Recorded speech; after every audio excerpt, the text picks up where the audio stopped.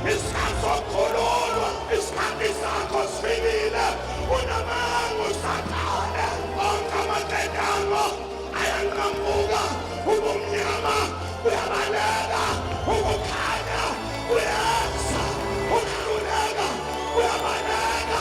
Isimo esiphezu kwakho asizukuhlala forever. Namhlanjena ngithi ufike endaweni ye-turnaround. Ungesabi, uzobuyela ekhaya, ugcwele amandla, ugcwele umlilo. Ungesabi, ungesabi, ungesabi, ungesabi.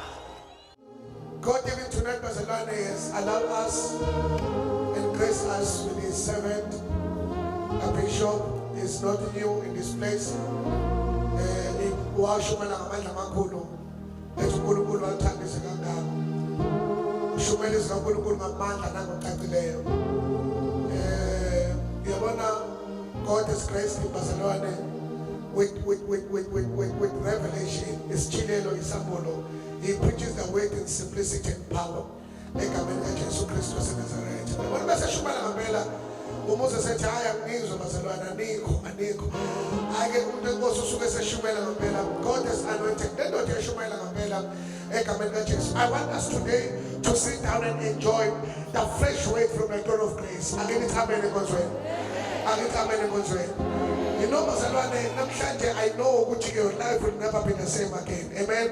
I know that God is shifting your life to another dimension. Egameni kaJesu. Hallelujah.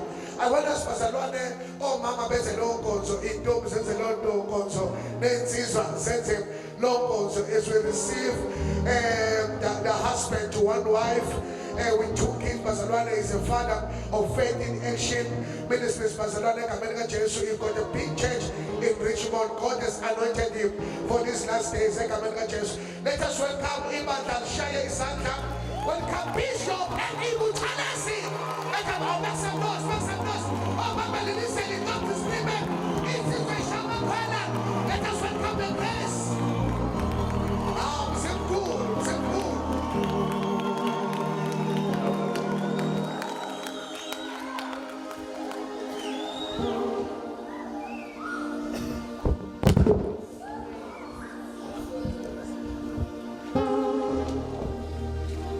Singahlala phansi sibongile Nkosi yethu engcwele, sibongile Dwala lethu, sibonga uthando lwakho, sibonga umusa wakho, ububele bakho, elithi izwi lakho akupheli, usha njalo ekuseni.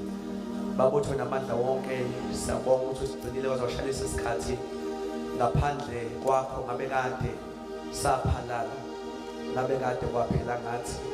Siyabonga umusa wakho Nkosi, sithi akekho njengawe. uNkulunkulu omuhle, uNkulunkulu wezinto ezinkulu, uNkulunkulu ophakemeyo, uyabongeka. Igama lakho libongwa ngabantu, libongwa nazingelosi. Impela likho igama elihle njengelakho. Siyakudumisa Nkosi enkazimulo, siyakudumisa eShaddai, siyakudumisa uNkulunkulu ophilayo. Egameni likaJesu namhlanje babothongcwele bathe uNkulunkulu bebakhona bebaningi, kodwa simbona ngofanele ukudonyiswa. Ingakho sithathe lesi sikhathi Nkosi seza kuwe, umoya wethu omele ulambele wena. Sinikeza ke Nkosi udumo lonke, sithi kufanele egameni likaJesu Kristu, uNkulunkulu wethu ophilile, uNkulunkulu ongazalwanga, uNkulunkulu ongabekwanga, wawukhona umhlaba ungakasekela ukhona, usazoba khona egameni likaJesu Kristu enamandla wonke. We give you the praise, O God, we give you the honor egameni likaJesu. Sithatha ke Nkosi udumo lonke, libonisa igama lakho in Jesus mighty name, amen. Ngiyafisa simshaya izandla kakhulu uNkulunkulu wethu namhlanje, so he's worthy to be praised. Thank you Jesus. Ngibonge kakhulu uGambushe egameni likaJesu, evangelist uNdlovu for ithuba egameni likaJesu esangibize ngaphambili. Sihloniphe ubaba wethu Bishop physically egameni likaJesu, elinamandla wonke, team yonke, obaba omama egameni likaJesu, youth, abantwana abancane, in Jesus name, amen. Luke chapter 15, only verse number 10. Luke 15, only verse number 10. Only verse number 10.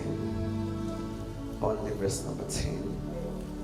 Luke 15, only verse number 10. Thank you, Jesus.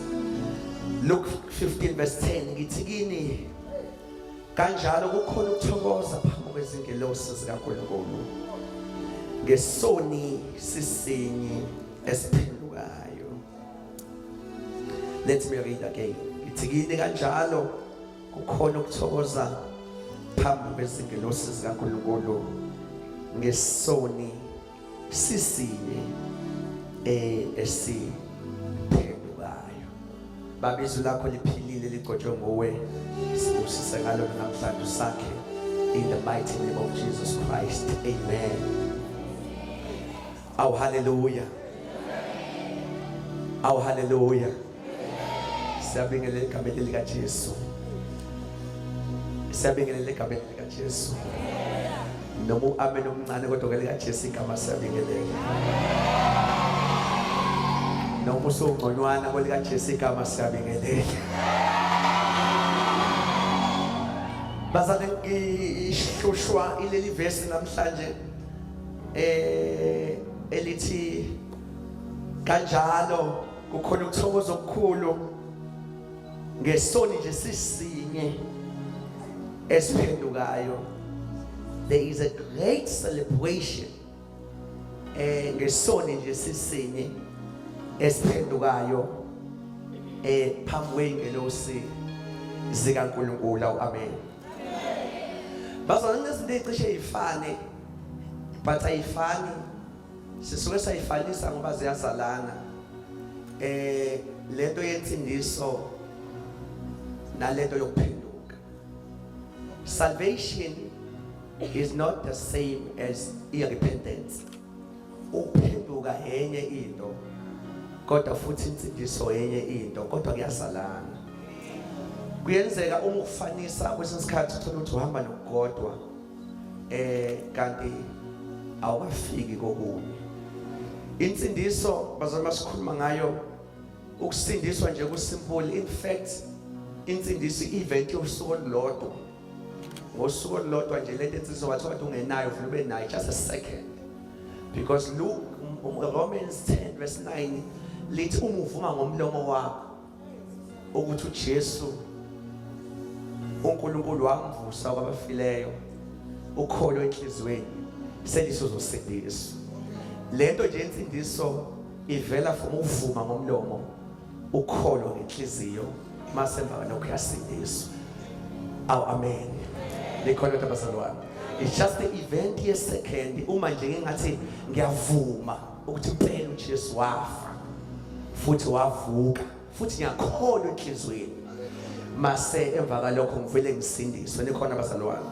But lena yokuphenduka abazalwane enye into, because the common definition to repent is to turn or is to return, kusho ukushintsha noma kusho ukuphenduka.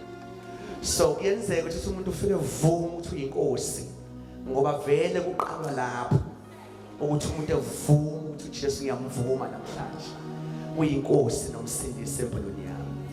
But uthola ukuthi emva kalokho kokuvuma kuba nale process le uthola ukuthi umuntu ade ebheke kwezinye zezinto, izinto ade ezenza, mase esuka kuzo kancane kancane, esuke kuzo ezesuke ngempela kuzo, mase kuthiwa uphendukile. I-repentance kusho ukuthi kade ngibhekile kodwa manje angisabhekile lapho, sengibheke ngapha. Kade ngithinta lokho angisakuthinti manje, sengithinta lokho. Awunekhona kodwa abazalwane, likhona kodwa abazalwane. Leyo kuphenduka is more of ukuthi wenzani, kanti leyo kusindiswa is more ukuthi uvumile futhi wakholwa enhlizweni. And akuveze ukuthi awukwazi ukuthi ukuphenduka ungasindisiwe, ngoba uma usuka entweni uyisukele ungasindisiwe, ungakholwa uJesu. Liqhamuka selithi iBhayibheli ukulunga kwemvelo kufana nezidwethu ezibonileyo kuNkulunkulu. Ngamagama noma ungayizama lokuqala uphenduke, ayinawo amandla ekhawunti ezulwini, ngoba ukuphenduka ithuthelwa ukujika usuka esonweni. Ngicela ubambe lokho, ukujika usuka kuphi bazalwane? Esonweni ujika ubheka kuNkulunkulu. Ukujika usuka esonweni ngenjongo yokubheka kuNkulunkulu. Nikhona kodwa bazalwane, because ukhona omunye umuntu ekelahle into nathi siyilahlayo kodwa izulu lingasho ukuthi uphendukile, kodwa eyilahlile into nathi siyilahlayo. Into eyinkinga ngesikhathi ejika kule nto ade ejika kuyo akajikiswanga injongo yokuza kuNkulunkulu, kanti ukuphenduka ukusuka entweni, usuka futhi ngenjongo yokubheka kuNkulunkulu. Ngamagama uphenduka bazalwane, kuba khona la uflathela khona, which is sin. Kube khona la ubheka khona la khona ukukhona khona uNkulunkulu khona bazalwane. Uma umuntu ephendukile anendawo lo amene ngiyazi ukuthi uNkulunkulu ukhona namhlanje and uzobasiza abanye. Uyabona uphenduka kwenzeka izinto ezimbili. Kuba khona la kuthiwa bye khona, kodwa futhi uma uphenduka kuba khona la kuthiwa sawubona, welcome khona. Akwenzeki uma uphenduka ungavaleliswa somewhere. Akwenzeki uma uphenduka ungamukelwa somewhere. Nikhona kodwa bazalwane. Now kwesinye isikhathi baze benza sindiswana kanye sindisiwe. Into eyinkinga sifikanga ekuphendukeni kuze kudawutheka ukusindiswa. Angithi ukusindisa sindiswa ngempela ngoba simvumile futhi samkholwa, kanti ukusindiswa yilokho kuJohn 1:12 uthi bonke abamamukelayo ubanikeza amandla. Ukusindiswa nje ukuthatha amandla, masuwenzana amandla, masushiya kade uhlula. Once washiya uphuma igama lokuthi usibani manje uphendukile. Ake sithi amen bazalwane. Ake ngiphinde ngoba sibomo, because you find about saying America abasindisiwe, kanti bakhona abasindisiwe into eyinkinga abaphenduka. Ake ngingane phansi ngamasiko. Now ekusindisweni uzala uzosindisa unogoye ephaketheni. Mase kuvuyisa uJesu sithi ngiyamvuma uyinkosi nosindiswa nomsindisi. Wathi wavuma wakholwa ifanele izulu wasindisa usibanibane. Alinendaba ukuthi usukaphi, alinendaba ukuthi uphethene. Ukusindisa usuka lulodwa isekhende. Masiyaphuma inkonzo ethi usibanibane, hayi ngicela nokushisela ugwayi wami ngengisawubhema. Uma selahla ugwayi usenza lento ethi uphenduka. Kade ngiphethe ukuthi kodwa ngithola insindiso yanginikeza amandla.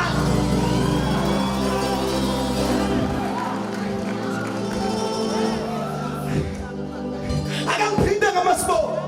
Insindiso usindiswa unendoda unentombi. Ayinendaba insindiso na.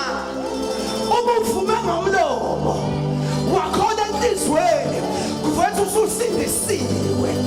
Ngesikhathi usindiswa bethu abayangibukela isindiswa nani, kanti abazi insindisa amandla. Emva kwenkonzo uzokala uthatha ucingo uthi wesibanibani ngithola uJesu.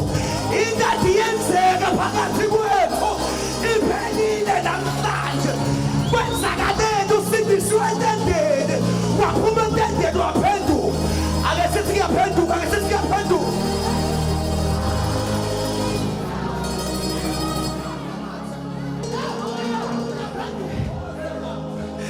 Into engishayisa ngaleli verse alisho ukuthi kunenhlokomo ngesono esisindiswayo, kodwa lithi kunenhlokomo ngesono esiphenduka. Uma uthatha uJesu sishaya izandla uhlokoma thina, kodwa uma kunyawo ungasaya izintoni zakho uphenduka, izulu liyahlokoma. Ngamanye amagama usindiswa kuhlokome thina, kodwa masuphenduka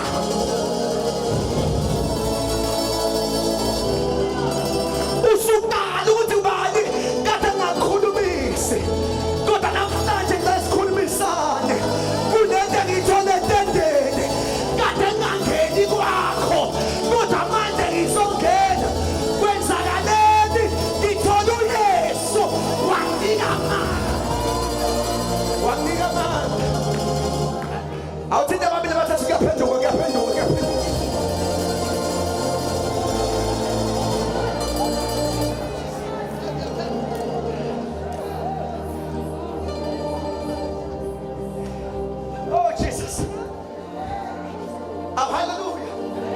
Aw hallelujah. Aw hallelujah. Aw hallelujah. Insindiso sithola ngokukhuluma, ngokuvuma. Sithola ngokukholwa enhlizweni. Kodwa mase sipha amandla. Uthi angisangeni lapha. Angisangeni lapha.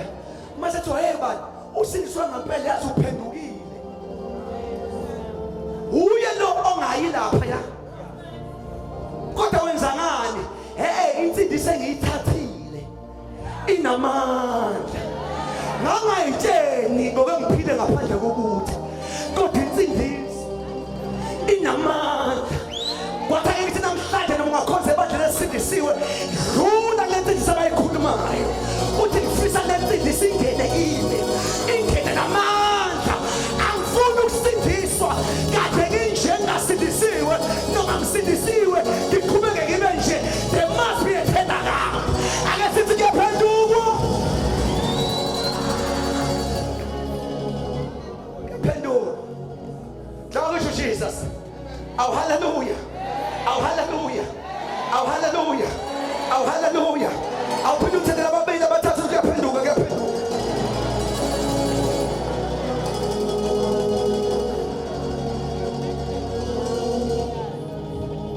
Oh Jesus, hallelujah.